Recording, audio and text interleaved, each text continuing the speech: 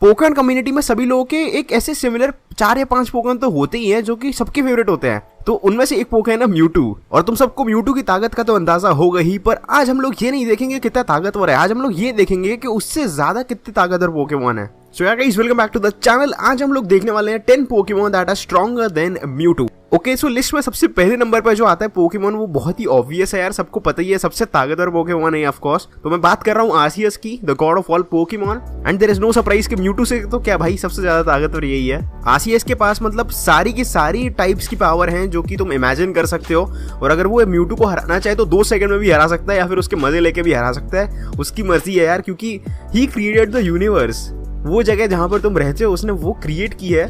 तो म्यूटू तो फिर भी भाई मैन मेड चीज है, और एक मैन मेड चीज में हमेशा फॉल्ट्स रहते ही रहते हैं। तो हमने फोन में देख लो, कहीं भी देख लो, मैन मेड चीज इज नेवर परफेक्ट। अब ऐसा नहीं है कि म्यूटू कुछ कर ही नहीं पाएगा। म्यूटू की स्ट्रेंथ को देखकर मुझे लगता है वो 1 या 2 हिट्स तो भाई मार ही देगा आराम से आर्सियस को, पर मुझे नहीं लगता उससे इतना ज्यादा कुछ इफेक्ट पड़ेगा, बिकॉज एज आई सेड उसकी म्यूटू की पावर्स भी एक तरह से आर्सियस से ही निकल कर आई हैं। तो हाँ यार, डेफिनेटली आर्सियस बहुत ज्यादा ताकतवर है म्यूटू से। अब ये तो यार था बिल्कुल ऑब्वियस सा comparison. Of course Arceus is the god of all Pokemon, तो वो पावरफुल हो गई म्यूटू से। पर इसके बाद जो मैं लिस्ट में बताने वाला हूँ वो शायद तुम लोग को शॉक कर दें। तो हम लोग देखते हैं सेकंड नंबर पे कौन आता है। सेकंड नंबर पे आता है हमारा नन्ना मुन्ना प्यारा सा म्यू।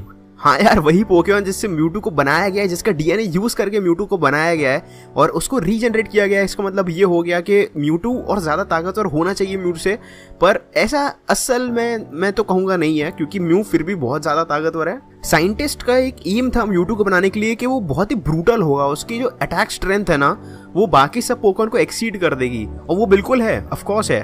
पर म्यू में बहुत कुछ है यार जो कि म्यूटू में नहीं है। सबसे पहला पॉइंट तो मेरा यही रहेगा कि यार म्यू जो है वो किसी भी पोकेमॉन में बदल सकता है, क्योंकि म्यू के डीएनए स्ट्रक्चर से ही सारे पोकेमॉनों को बनाया गया है। And this is just my theory, पर मुझे लगता है कि म्यू जो है सबसे पहले वही आया था अर्थ पे, क्योंकि उसके डीएनए स्ट्रक्चर से फिर सारे पोकेमॉन क्रिएट किए गए थे। मैं अर्थ की बात कर रहा हूँ अभी, बाकी स्पेस वेस में तो मुझे लगता है रिक्वेजा पहले से आ गया था, पाल्की और डियाल्गा तो पहले से ही थे ही। बट जैसे कि ह्यूमन वर्ल्ड के लिए बोलते हैं ना, एडम और ईव आए थे सबसे पहले, वैसे ही मुझे लगता है पोकेमॉन वर्ल्ड में म्यू आया था सबसे पहले। अब इससे तुम बोलोगे यार स्ट्रेंथ कैसे पता चल रही है उसकी, ये तो बस ये पता चल गया कि पहले आया था, ये जरूर थोड़ा ना कि जो पहले आया वो ताकतवर हो। बिल्कुल सही बात है, अभी प्रूफ कर देते हैं तुम्हें। तो अगर तुमने पोकेमॉन की फर्स्ट मूवी देखी है तो तुम्हें याद होगा कि म्यू और म्यूटू के एक लड़ाई वाला सीक्वेंस हुआ था, जिसमें बहुत ही ज्यादा मजा आया था। बाय द वे, अगर तुमने फर्स्ट मूवी नहीं देखी तो जाकर देखना यार। हाँ, तो उसमें वैसे लड़ाई हुई थी म्यू और म्यूटू की, और तुमने देखा होगा कि सही से तो म्यू पूरे टाइम मजे कर रहा था, वो सीरियस हुआ ही नहीं, मजे से लड़ाई कर रहा था। म्यूटू जबकि भाई इतना ज्यादा गुस्से में था कि उसने अपनी पूरी ताकत लगा दी। पर वो एक बंदा जो मजे में है और एक बंदा जो पूरी ताकत लगा रहा है, दोनों की स्ट्रेंथ फिर भी सेम थी। तो तुम सोचो, अगर म्यू तब अपनी पूरी ताकत लगाता और सीरियसली बैटल करता तो वो किस हद तक पहुंच जाता यार। वो जो टावर था ना, उस पूरे को एक ब्लास्ट में उड़ा देता वो। पर अच्छा है वो इतनी हाइट तक नहीं पहुंचा, क्योंकि ऐश बीच में आ गया था फाइट के, और अगर ऐश उतनी ज्यादा अटैक लेता तो वो बचता नहीं भाई, फिर तो एनीमे को मारना ही पड़ता उसको। और वैसे मैंने तुम्हें पहले ही बताया था कि वो किसी भी क्रीचर में ट्रांसफॉर्म हो सकता है, तो अगर वो चाहे तो ऐसे किसी क्रीचर में, ऐसे किसी पोकेमॉन में ट्रांसफॉर्म हो जाएगा जो कि म्यूटू से भी ज्यादा पावरफुल हो। और ऐसा कौन है, बस वीडियो देखते जाओ, आगे आगे पता चल जाएगा सब। नंबर 3 पे मैं रखना चाहता हूँ रिक्वेजा को, क्योंकि मेरे को पर्सनली बहुत अच्छा लगता है पोकेमॉन, और इसकी स्ट्रेंथ के बारे में तो भाई क्या ही चर्चे। तो मैं पहले से ही पता होगा बहुत ज्यादा ताकतवर है, पर नहीं पता तो मैं तुम्हें बताने वाला हूँ। और हाँ, लेजेंडरीज बहुत ज्यादा आ रहे हैं, ऑफकोर्स लेजेंडरीज ही आएंगे यार, और कौन आएगा भाई, एक रैटेटा तो हरा नहीं पाएगा। रिक्वेजा जो है वो गेम में मतलब बेस्ट चीज़ तुम्हें मिल सकती है, ऑसम स्टैट्स, अमेजिंग स्टैट्स यार। और एनिमे में तो भाई सारे रीजन में चर्चे हैं इसकी, उनोवाद देख लो, तुम कैलोस देख लो, सब में चर्चे हैं इसके, क्योंकि यार इसने कांडी ऐसे ऐसे करे हैं भाई। डियोक्सिस को हरा दिया इसने आसानी से, और खुद से इसने ग्राउडन और कायोगर के बीच में जो इतनी बड़ी वॉर चल रही थी उसको शांत किया। बाय द वे, ग्राउडन और कायोगर की वॉर एक ऐसी वॉर थी जिसकी वजह से बहुत इवॉल्व हुआ था पोकेमॉन का दुनिया। जैसे कि डायनासोर्स खत्म हुए थे, उसके बाद इंसान एकदम से बढ़ गए ना, वैसे ही कुछ मान लो मेरे ख्याल से। तो मुझे पूरी हिस्ट्री चल रही है, वैसे मैं तुम्हें हिस्ट्री बता रहा हूँ साथ साथ, ठीक है। सब्सक्राइब करो, ओके। और लाइक नहीं मारा तो कब मारोगे, अभी मार दो। अब सोचो, जो बंदा ग्राउडन और कायोगर जैसे पोकेमॉन को शांत करने की ताकत रखता है, वो भी एक अकेले ने कर दिया, तो वो पोकेमॉन कैसा होगा यार। अब ये तो मुझे बताने की जरूरत नहीं है। अब रिक्वेजा वैसे ही ओवर पावर था, वैसे ही इसको कोई नहीं हरा पा रहा था। ऊपर से भाई क्या हुआ, इसको मेगा एवोल्यूशन और मिल गया। अब मेगा एवोल्यूशन से इतना ज्यादा ओवर पावर हो गया ये कि एक म्यूटी और अगर इसके सामने आ जाए ना तो ये 2 सेकंड में उड़ा देगा इसको। वन पंच मैन को भी थोड़ा बहुत एफर्ट लगा था, पर भाई ये तो ऐसी तैसी मार देगा उस मीटियोर की। अगर मेगा स्टेट में तो भाई म्यूटू छू भी नहीं पाएगा उसको, लिटरली छू नहीं पाएगा उसको, क्योंकि यार उस स्टेट में रिक्वेजा की पावर की लिमिट ही नहीं रहती यार। तो सॉरी म्यूटू फैंस, और मैं खुद को भी सॉरी बोलना चाहता हूँ कि because I am a Mewtwo fan too, but Mewtwo हार जाएगा यार। अगला जो पोकेमॉन है, जो फोर्थ पोकेमॉन है, वो पर्सनली मुझे उसका डिज़ाइन बहुत गंदा लगता है। पर चाहे जितना भी डिज़ाइन गंदा लगता हो, वो पोकेमॉन की बहुत ज़्यादा पूजा की जाती है पोकेमॉन वर्ल्ड में। एक तरह से गॉड है यार, मतलब गॉड तो वैसे आरसीएस है, पर आरसीएस की जितनी पूजा नहीं की जाती है ना, उसकी की जाती है। सोचो कौन होगा भाई, ये है अपना हो।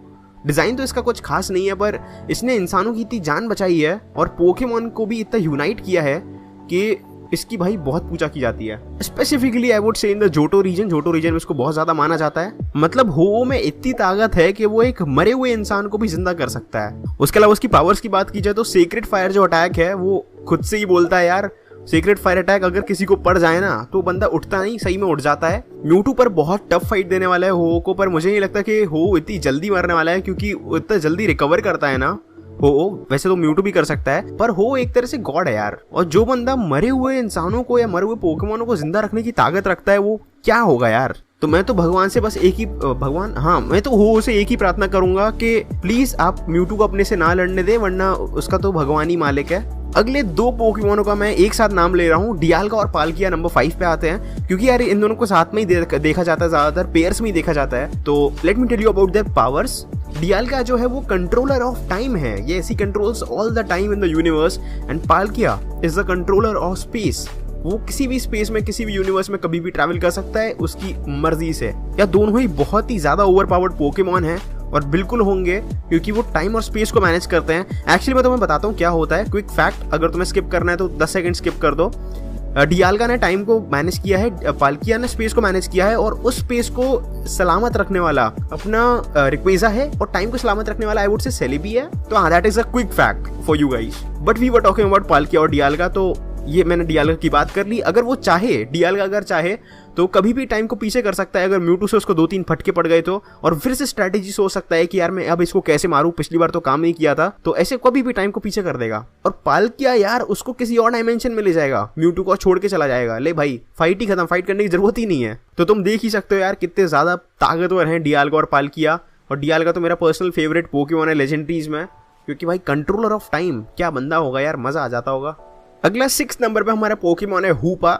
हूपा में अनबाउंड फॉर्म की बात करूंगा, क्योंकि हूपा जो नॉर्मल वाला फॉर्म है वो तो इतना प्यारा है कि उससे कौन लड़ना चाहेगा यार। पर हूपा अनबाउंड जब वो पूरी अपनी फाइनल स्टेट में आ जाता है तो वो इतना खतरनाक और इतना फियर्स हो जाता है ना कि तुम इमेजिन भी नहीं कर सकते। मतलब अगर तुमने हूपा वाली मूवी देखी है ना तो तुम्हें पता होगा कि मैं किस बारे में बात कर रहा हूँ, क्योंकि उस बंदे ने लिटरली लेजेंडरीज को स्पॉन किया था यार। और म्यूटू के साथ फाइट में पता है क्या कर सकता है, वो 4 रिंग निकालेगा, चारों में से लेजेंडरी पोकेमॉन निकलवा लेगा, और उन लेजेंडरी से फिर म्यूटू से लड़वाएगा, वो उसको खुद लड़ने की जरूरत भी नहीं है। वाओ। पर हूपा अगर नहीं भी लड़वाए ना तो भी काफी ज्यादा ताकतवर है वो बंदा। तो हूपा और म्यूटू की लड़ाई यार मुझे भी देखनी है वैसे, क्योंकि बहुत मस्त दिखने वाली है। और अगर उसने 2 लेजेंडरीज मान लो मंगा लिए, पाल्किया और डियाल, म्यूटू बहुत अच्छा कंपटीशन देगा, पर एंड में यार म्यूटू नहीं टिक पाएगा और हार जाने वाला है। अगला 7th नंबर पे पोकेमॉन आता है Kyurem black and white. Kyurem black and white का मतलब ये है कि या तो वो रेशिराम से या फिर जेक्रोम से मिक्स हो जाता है, मर्ज हो जाता है। मैं तब की फॉर्म की बात कर रहा हूँ। तुमने देखा होगा ब्लैक एंड व्हाइट, अगर तुमने गेम खेला है तो उसमें क्यूरेम मर्ज हो जाता है और बहुत ही ज्यादा ताकतवर बन जाता है। और वैसे तुमने एनीमे में भी देखा होगा, क्यूरेम वाली मूवी में देखा होगा तुमने, बहुत ही सही लगता है वो। नॉर्मल फॉर्म में मुझे नहीं लगता कि क्यूरेम हरा पाएगा म्यूटू को, I don't think he even get close to him. But अगर वो रेशिराम या फिर जेक्रोम के साथ मिक्स हो गया ना तो फिर उन दोनों लेजेंडरीज की एक साथ कंबाइंड पावर बहुत ही ज्यादा फियर्स होने वाली है और बहुत ही अल्टीमेट पोकेमॉन सामने आता है। और अगर तुमने मूवी देखी हो तो उसमें केल्डियो से लड़ाई जब हुई थी क्यूरेम की, तो भी केल्डियो ने भी कहाँ हरा पाया था क्यूरेम को, उसने भी बस मतलब शांत कर दिया था क्यूरेम को, हरा तो फिर भी नहीं पाया था वो। तो मतलब उसमें विल पावर इतनी है कि वो ऐसे नहीं हारने वाला। और जब 2 ड्रैगन्स की पावर मिलेगी, क्यूरेम और रेशिराम या फिर जेक्रोम को अगर तुम मिलाओगे, तो फिर इतनी पावर जनरेट होने वाली है ना कि भाई आसानी से नहीं हारने वाला वो बंदा। पर हाँ यार, इस लिस्ट में क्यूरेम ब्लैक या फिर व्हाइट ही एक ऐसा पोकेमॉन है जो कि मुझे लगता है कि म्यूटू शायद हरा भी दे। पर I thought that it would be interesting to keep this guy in the list, तो मैंने उसको रख लिया था। हमारी लिस्ट में 8th पोकेमॉन आता है Giratina, and I don't think people would disagree to this, क्योंकि गिराटीना वैसे भी एक घोस्ट टाइप पोकेमॉन है, तो उसके पास टाइप एडवांटेज वैसे ही है। और ऊपर से भाई तुम्हें पता होगा कि डिस्टॉर्शन वर्ल्ड का किंग है वो, डिस्टॉर्शन वर्ल्ड वो ओन करता है। डिस्टॉर्शन वर्ल्ड बेसिकली एक वर्ल्ड होता है जो कि अपनी अर्थ का ऑपोजिट होता है। अगर डिस्टॉर्शन वर्ल्ड नहीं होगा तो अर्थ पे कोई काम नहीं हो पाएगा। डिस्टॉर्शन वर्ल्ड और अर्थ दोनों ही एक तरह से एक दूसरे से इंटरकनेक्टेड है। This was a quick fact. भाई क्विक फैक्ट इतना डाल रहा हूँ ना कि वीडियो इतनी लंबी हो जाएगी मेरी। अगर गिराटीना चाहे तो वो उसको डिस्टॉर्शन वर्ल्ड में ले जा सकता है म्यूटू को, और फिर डिस्ट्रॉशन वर्ल्ड में गिराटीना को और भी ज्यादा एक फेवर मिल जाएगा, क्योंकि वहां पे तो भाई उसका बसीरा है और वहां पे उसकी पावर्स और लिमिटलेस हो जाएंगी, तो वहां पे तो भाई ऐसी तैसी लग जाने वाली है म्यूटू की। और अगर नहीं भी ले जाना डिस्ट्रॉशन वर्ल्ड में तो भी यार उसके इतने तो तगड़े घोस्ट टाइप अटैक्स हैं कि वो बहुत सही फाइट देगा उसको। नंबर 9 पे आता है प्यारा सा छोटा सा जिराची, जो कि बहुत ही क्यूट दिखता है, पर नहीं भाई वो क्यूट तो दिखता ही है पर हरा भी सकता है म्यूटू को वो। तो तुम्हें अगर पता हो तो जिराची का एक वियर्ड कनेक्शन है कॉस्मोस से, मतलब वो चाहे तो अपनी खुद की जो भी इच्छा है ना वो पूरी कर सकता है, वो जो भी चाहे वो पूरा कर सकता है। तो बस एक इस पॉइंट से मुझे लगता है कि वो म्यूटू को हरा पाएगा आराम से। दूसरा पॉइंट भी है वैसे, पर एक ये पॉइंट तो बहुत ज्यादा मेन है यार, मतलब वो अगर चाहे ना, वो अगर विश करे कि यार म्यूटू यहाँ पे फेंट हो जाए या फिर म्यूटू बहुत वीक हो जाए, तो भाई इंस्टेंटली हो जाएगा वो काम, और बैटल भाई उधर के उधर ही खत्म हो जाने वाली है, 2 सेकंड भी नहीं लगने। पर अगर बाय चांस उसको लड़ाई करनी भी पड़ी तो मुझे लगता है इतना तो ताकतवर है जिराची कि अपना टफ स्पॉट तो रख पाए वो बैटल में, और क्या पता जीत जाए, क्या पता बोल रहा हूँ मैं, मेरे को तो लगता है म्यूटू जीत सकता है अगर हैंड ऑन हैंड बैटल हुई, पर क्या पता जीत भी सकता है जिराची यार, उसके भी अटैक्स काफी पावरफुल हैं। नंबर 10 पे और लास्ट में आते हैं ग्राउडोन और कायोगर, क्योंकि उन्होंने ऑलमोस्ट अर्थ को तबाह कर दिया था अपने अटैक से। भाई थोड़ा शांत रहा करो तुम लोग, रिक्वेसा बार बार नहीं आ सकता अर्थ पे। तुम लोगों को पता ही होगा कि कायोगर जो है वो सी को कंट्रोल करता है और जो ग्राउडोन है वो लैंड को कंट्रोल करता है, पावर्स है उनके पास उनकी, पर उनका जो नॉर्मल फॉर्म है ना, मुझे नहीं लगता कि उसमें वो म्यूटू को इतनी आसानी से हरा पाएंगे, क्योंकि उनकी जो स्पीड्स है वो उनका एक डिसएडवांटेज है, बहुत कम स्पीड है उनकी, म्यूटू की स्पीड बहुत ज़्यादा है, तो वो जल्दी जल्दी अटैक्स लगा पाएगा उन दोनों पर, और शायद से बैटल कुछ देर में ही खत्म हो जाए। पर उनकी प्राइमल फॉर्म में उनकी पावर इतनी ज़्यादा बढ़ जाती है कि वो पूरा सूखा कर सकते हैं, मतलब ग्राउडोन पूरी ज़मीन को सूखा कर सकता है, और कायोगर जो है पूरे दिन बारिश करा सकता है, जिससे उनकी पावर्स में इतना ज़्यादा बूस्ट आ जाएगा कि कोई इमेजिन नहीं कर सकता, और उनकी पावर इतनी ज़्यादा लिमिटलेस हो जाएगी कि म्यूटू को उनको हैंडल करना बहुत ज़्यादा मुश्किल होने वाला है। बट या guys that was it, I hope तुम लोगों को मेरी लिस्ट पसंद आई हो। अगर तुमको लगता है कि कोई और भी पोकेमॉन जो कि डिफीट कर सकता है तो जरूर बताना, क्योंकि मुझे पता है काफ़ी सारे हैं, पर मैं 10 ही इंक्लूड करना चाहता था इस लिस्ट में, इसलिए मैंने 10 ही इंक्लूड किए हैं। बट या देयर आर लाइक 4 और 5 मोर जो कि मैं बता सकता था, बट पर्सनली मुझे भी म्यूटू बहुत ज़्यादा पसंद है, वो बहुत ही अच्छी इनोवेशन की है इंसान। For this video that is it, हमें इतना ही पता है अभी। अगर तुम लोगों को वीडियो पसंद आई हो यार तो तुम्हें पता है क्या करना, लाइक मारो यार, एम करते हैं 6000 लाइक्स के लिए। कम ऑन गाइस, म्यूटू के लिए तो इतना बनता ही है। और अगर तुम नए हो तो यार चैनल को चेकआउट करो, उसमें मैं ज़्यादातर गेम्स खेलता हूँ, तो अगर तुम्हें गेम्स में इंटरेस्ट नहीं है तो कोई दिक्कत नहीं, सब्सक्राइब मत करना। और अगर तुम्हें गेम्स में इंटरेस्ट है, एक बार ट्राई करना चाहते हो पोकेमॉन के, तो ज़रूर जाके चेकआउट करना और तब जाके सब्सक्राइब करना अगर तुम्हें अच्छा लगे तो, पर वैसे बिल्कुल मत करना प्लीज़। और भाई शेयर करने में क्या आता है, शेयर तो कर ही देना अपने दोस्तों के साथ, मजे से शेयर करो, मजे करो। Bye bye, see you next time and peace out.